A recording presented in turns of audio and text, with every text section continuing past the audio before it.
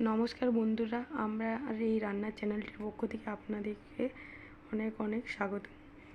আমি আজকে বানাবো একদম দোকানের মতো আলুর দম। তার জন্য আমি প্রথমে আলুগুলো সেদ্ধ করে নিয়েছি, 4 টুকরো করে কেটেছিলাম। এরপর আলুগুলো সেদ্ধ করে পরে আলুর খোসা ছাড়িয়ে নিয়েছি। কড়াইয়ের মধ্যে সামান্য পরিমাণ তেল দিয়ে আলু বেশ গরম করেছি, কড়াইটি যাতে না লেগে যায়।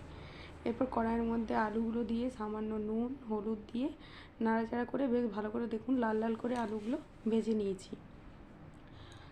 এরপর কড়াইয়ের মধ্যে তেল দিয়ে সামান্য পাঁচফোড়ন তেজপাতার ফোড়ন দিয়ে এর মধ্যে সামান্য পেঁয়াজ কুচি, আরেকটা আমি আদা রসুন পেঁয়াজ আর টমেটোর একসাথে মিক্সার গ্রাইন্ডারে পেস্ট বানিয়ে রেখেছিলাম।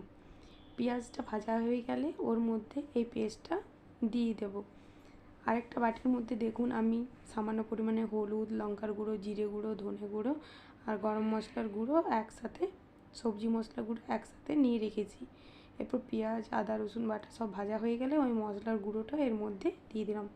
ভালো করে নাড়িয়ে চাড়িয়ে কষে নিয়েছি। এরপর দেখুন আমি ধনেপাতা কুচিটা এর মধ্যে অ্যাড করে দিলাম। ভালো করে কষানো হয়ে গেলে এর মধ্যে আমি আগের থেকে ভেজে রাখা আলু দিয়ে দেবো। আর মশলা কষানোর সময় নুন দিবেন, হালকা পরিমাণ নুন দিলে তাহলে আলুর নুন আর মশলার মধ্যে নুনটা অ্যাডজাস্ট হয়ে যাবে।